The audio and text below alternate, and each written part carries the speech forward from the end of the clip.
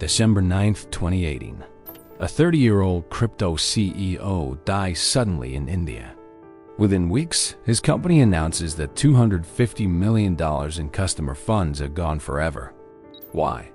Because Gerald Cotten, founder of Canada's largest cryptocurrency exchange, was the only person who knew the passwords to the cold wallets holding everyone's money. And when he died, those passwords died with him. Or did he actually die at all?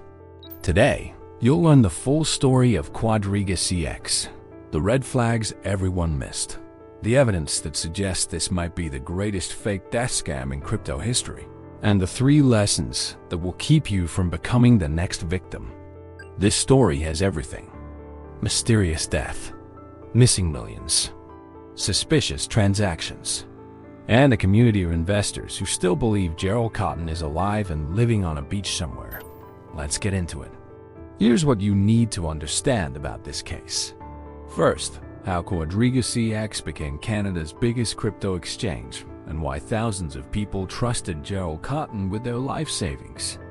Second, the exact timeline of his quote-unquote death and why every single detail raises more questions than answers. Third, what investigators found when they finally got access to the exchange's systems, and why the evidence suggests this was planned years in advance. And finally, the 3 critical warning signs that show up in every crypto scam, so you can spot them before you lose everything. By the end of this video, you'll understand why this case is still unsolved, and why some people are convinced Gerald Cotten is still alive. The rise: how QuadrigaCX became Canada's crypto king. Let's go back to 2013. Bitcoin is starting to gain mainstream attention. The problem? It's incredibly hard to buy if you're in Canada. Enter Gerald Cotten. He's 25 years old, tech-savvy, and he sees an opportunity. He launches QuadrigaCX, a cryptocurrency exchange that lets Canadians easily convert their dollars into Bitcoin, Ethereum, and other cryptos. The pitch is simple: fast deposits, low fees. Canadian-based, so you don't have to deal with sketchy international platforms, and it works. By 2018, QuadrigaCX has over 360,000 users and is processing hundreds of millions in trades. Gerald Cotten becomes the face of Canadian crypto. He's doing interviews, attending conferences, positioning himself as a trustworthy figure in a Wild West industry. But here's what people didn't know. Behind the scenes, QuadrigaCX was a disaster. There was no proper corporate structure, no oversight, no third-party audits, and most importantly, Gerald Cotten controlled everything: every wallet, every password, every private key. He told users their funds were stored in secure cold storage wallets, meaning offline wallets that couldn't be hacked. What he didn't tell them was that he was the only person with access to those wallets. No backup keys, no dead man switch, no emergency recovery plan. Everything depended on one person staying alive, and that person was about to disappear. The death: a suspicious timeline. December 2018. Gerald Cotten and his wife Jennifer Robertson are in India. Officially, they're on their honeymoon and doing charity work, opening an orphanage for street children. On December 9th, Gerald suddenly falls ill. According to the official story, he dies from complications related to Crohn's disease, a condition he'd had for years. He's cremated in India within 24 hours. No autopsy, no independent verification of the body, just a death certificate from a small hospital in Jaipur. His wife flies back to Canada. And then, on January 14, 2019, QuadrigaCX makes the announcement: Gerald Cotten has died. And there's a problem. He was the only one with the passwords to the cold wallets holding $250 million in customer funds. They're trying to access the wallets, but so far, they've had no luck. Within days, the exchange files for creditor protection. Users are locked out of their accounts. The money is gone. Now, if this story ended there, it would just be a tragic tale of poor security practices. But that's not where it ends. Because when people started digging, everything about this death started to look suspicious. The red flags. Why nothing adds up. Let's talk about what investigators found, because every piece of evidence makes this look worse. Red flag number 1. The timing. In the months before his death, Gerald Cotten changed his will. He made his wife the executor and specifically included detailed instructions about what to do with his crypto holdings. He also took out life insurance policies worth millions. Why would a healthy 30-year-old suddenly update his will and buy massive life insurance right before a trip to India? Red flag number 2. The cold wallets were empty. When investigators finally accessed QuadrigaCX's systems, they found something shocking. The cold storage wallets, the ones that supposedly held $250 million, had been emptied months before Gerald died. The last significant movement of funds happened in April 2018, 8 months before his death. After that, the wallets were basically empty. So where did the money go? Red flag number 3. The exchange was running a Ponzi scheme.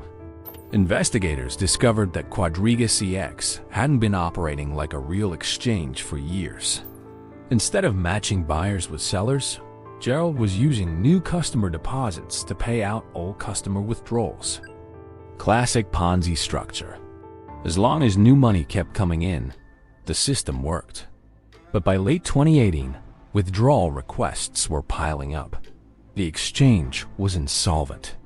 Gerald Cotten needed an exit, and a mysterious death in India, with no autopsy and immediate cremation, provided the perfect cover. Red flag number 4. The identity issues. Here's where it gets really weird. Investigators found that Gerald Cotten had used multiple fake identities throughout his life. In the early 2000s, he was involved in online scams under different names.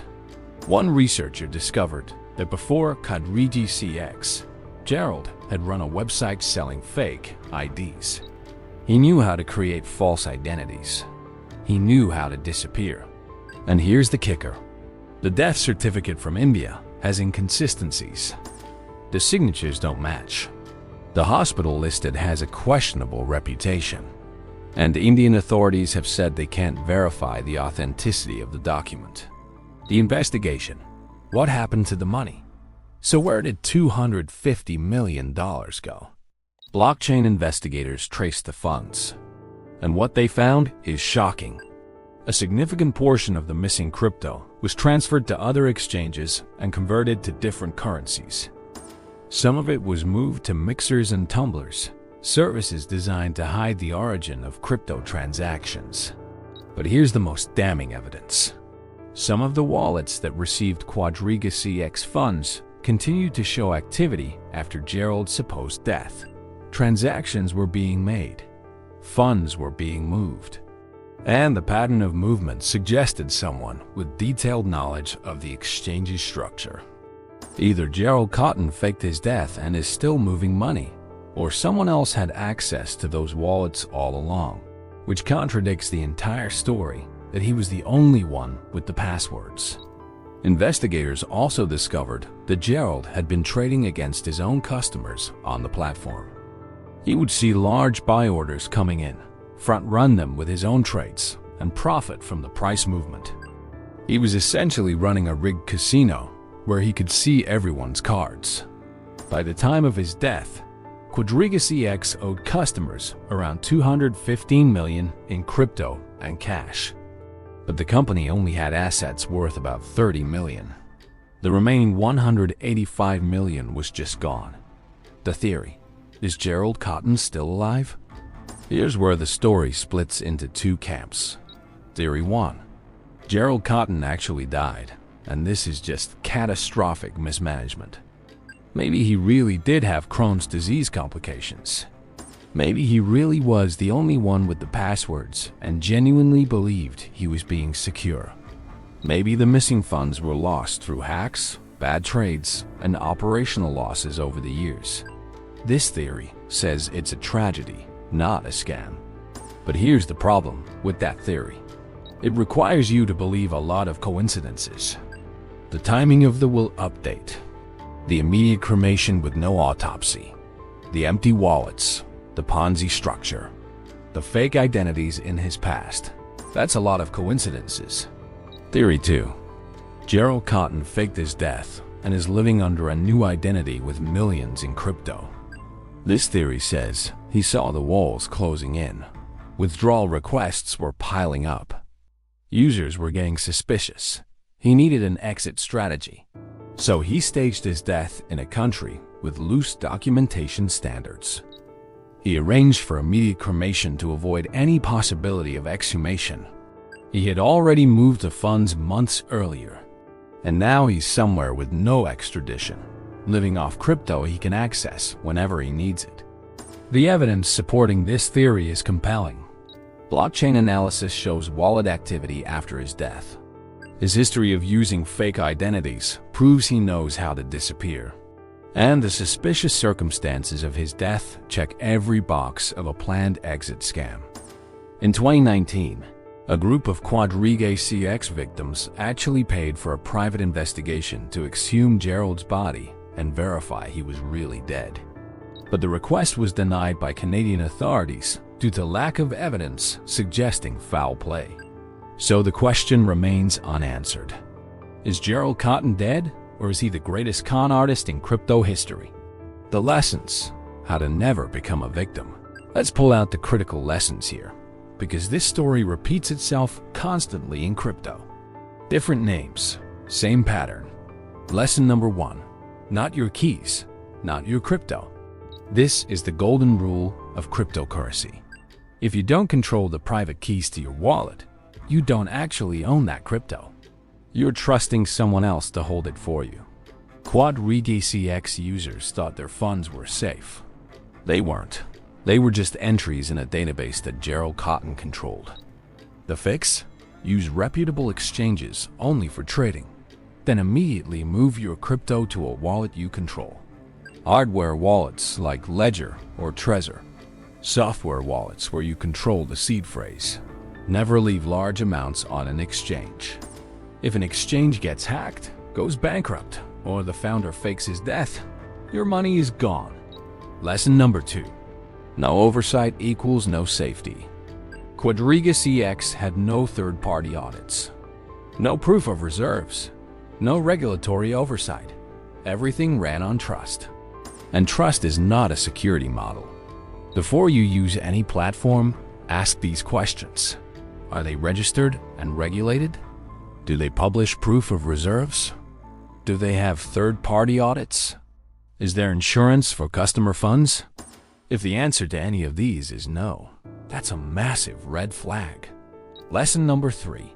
Past behavior predicts future behavior. Gerald Cotten had a history of online scams and fake identities. That information was public. But people didn't bother to look. They saw a young, successful CEO at conferences talking about the future of finance. They didn't dig into his background. The pattern shows up everywhere. Sam Bankman-Fried with FTX. Duquan with Terra Luna. Alex Mashinsky with Celsius. These weren't isolated incidents. These were people with histories of questionable behavior who eventually scaled their schemes. Always research who you're trusting with your money. Look for red flags in their past. If they've lied before, they'll lie again. Your action plan. Here's what you need to do right now if you hold any crypto. Step 1. Audit where your crypto is stored. Go through every platform you use. If you have funds sitting on exchanges, calculate the total value. If it's more than you're willing to lose completely, move it to a wallet you control. Yes, it takes effort. Yes, there are fees. But it's insurance against exactly what happened to QuadrigaCX victims. Step 2. Research every platform you use. Look up the founders, check their background, see if they're registered with regulators. Look for third-party audits or proof of reserves. Check online forums for complaints or warning signs. Spend 30 minutes doing due diligence now, or spend years trying to recover lost funds later. Step 3. Diversify your risk. Don't put all your crypto on one platform or in one wallet. Spread it across multiple secure locations. That way, if one fails, you don't lose everything. Think of it like not keeping all your cash in one bank. Risk management basics. Take these 3 lessons seriously. Control your own keys. Verify everything. And never trust a platform just because it's popular. Gerald Cotten's victims trusted him with $250 million. Now they're fighting for pennies on the dollar in bankruptcy court. Don't let that be your story. To this day, no one knows for certain if Gerald Cotten is dead or alive. But one thing is certain: 115,000 people lost their money because they trusted one person with no accountability. Learn from their mistake.